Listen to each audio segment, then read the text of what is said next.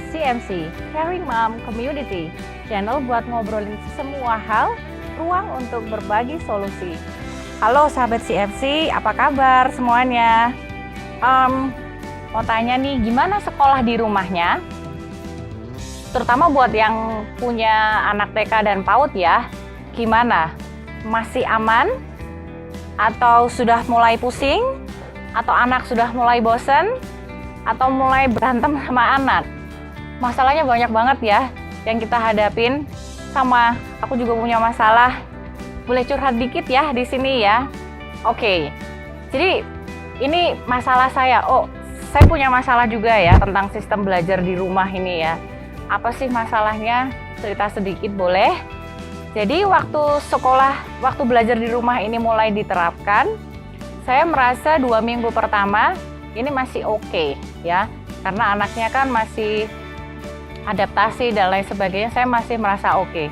Tapi di minggu ketiga, saya mulai merasa bahwa belajar di rumah ini kurang optimal. Itu pendapat pribadi saya loh ya, saya merasa kurang optimal. Kurang optimalnya di mana? Ya, bisa juga dari segi materi, bisa juga dari fasilitas guru, banyak hal faktornya. Terus akhirnya gimana, Mai? Akhirnya di bulan kedua setelah 1 bulan berjalan, akhirnya setelah diskusi dengan suami, kami memutuskan untuk mengeluarkan anak saya dari sekolah dan homeschooling sendiri. Jadi belajar di rumah dengan saya, fasilitatornya saya. Fasilitator tuh berarti saya gurunya, saya nyediain materi juga buat anak saya. Bisa, Mai. Sejauh ini sudah 3 bulan berjalan, sejauh ini sih menurut saya masih aman ya. Oke, saya mau bahas dulu ya. Ada pertanyaan mungkin seperti ini, Mai kok berani banget sih Mai? Kamu ngeluarin anak kamu, terus kamu ngajar sendiri, pertimbangannya apa? Yang pertama ya di pertimbangan saya, waktu itu saya off kerja juga. Kalau saya off kerja berarti kan saya punya waktu luang banyak ya. Saya nganggur judulnya. Terus saya bilang karena saya nganggur, saya punya waktu banyak. Udah deh tak ajar aja anakku. Kamu ngajar memang kamu punya modal apa, Mai? Modalnya yang pertama selain waktu ya. Yang pertama adalah waktu. Yang kedua adalah saya percaya diri. Saya percaya diri bahwa saya bisa mengoptimalkan. Saya bisa sistem belajarnya di rumah dengan saya itu bisa lebih optimal dan bisa lebih efektif lagi. Terus kemudian saya punya materi dan saya punya alat belajarnya juga. Pertanyaan berikutnya, kamu dapat materinya dari mana, Mai?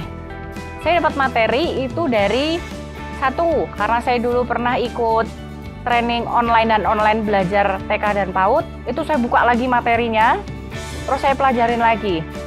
Yang kedua adalah sumber dari segala sumber, yaitu sosial media, Instagram, Facebook, YouTube, seperti itu. Itu saya tontonin semua. Terus kemudian ada mamah-mamah yang ngajarin anak di rumah juga, saya DM, kami berbagi solusi, termasuk berbagi materi juga. Terus saya ikut komunitas juga ini, komunitas mamah yang mengajar di rumah juga, saya ikut itu juga. Terus setelah itu tentang alat belajar. Kalau alat belajar berarti kamu beli dong, Mai? Iya, saya beli. Ya, gampang aja. Jadi SPP anak saya yang nggak saya bayarkan karena saya ngeluarin anak saya, itu saya puter, saya beliin alat belajar. Sisanya yang worksheet itu saya Google. Itu ada jutaan materi di sana. Saya cari materinya, terus kemudian karena saya punya komunitas, kami berbagi materi. Aku punya ini, kamu punya itu, tukeran yuk, kayak gitu caranya. Selain itu juga, saya juga curhat dengan teman-teman TK, teman-teman PAUD ya, tentang mengajari anak saya juga. Jadi tetap belajar terus, seperti itu. Kemudian yang berikutnya, saya membuat rutinitas anak saya, mulai dari bangun pagi sampai siang itu kegiatan yang ngapain, sampai malam itu seperti apa. Jadi kayak gitu. Loh Mai, berarti itu materinya nggak cuma gunting, motong, warnain, nggak cuma seperti itu. Kalau boleh, ini ya bagi cerita sedikit, itu materinya cuma sejam loh, atau cuma 2 jam. Saya lebih fokusnya menjaga kebiasaan atau rutinitas yang baik dan benar anak saya dari pagi sampai malam. Dan itu rutinitasnya nggak boleh sehari 2 hari dilakuin terus, dan akhirnya goalnya nanti jadi gaya hidup mereka. Contohnya misalnya bangun pagi, terus bersihin tempat tidur, terus mandi, terus sarapan. Itu contohnya ya. Kalau siang itu berarti cuci tangan, makan siang, tidur, bangun boleh main. Kayak gitu. Kalau malam nanti udah beda lagi. Itu dijaga terus rutinitasnya. Kira-kira seperti itu. Terus kemudian, apa nggak berat, Mai? Kalau saya bilang, enggak sih, buat saya nggak berat ya. Cuma saya lebih repot sedikit dibanding orang tua yang menyekolahkan anak di sekolah ya. Kalau mereka kan ngambil materi terus ngajar. Kalau saya bedanya, saya harus nyari materi, saya harus nyiapin, terus saya ngajar. Bedanya itu aja. Yang kedua, hambatan yang kedua adalah rasa malas saya sebagai orang tua, saya dan suami sebagai orang tua. Ini kami menjaga mood kami, karena saya percaya kalau kita tuh semangat belajar, anaknya tuh ikut jadi semangat. Tapi kalau misalnya kita yang udah ogah-ogahan gitu tuh ya, anaknya tuh terasa banget loh ya, anaknya kerasa banget jadi mamaku malas, aku juga nggak mau belajar juga, kayak gitu. Jadi saya sangat menjaga mood itu. Belajarnya hari apa, Mai? Senin sampai Jumat ya, belajarnya loh ya, Senin sampai Jumat.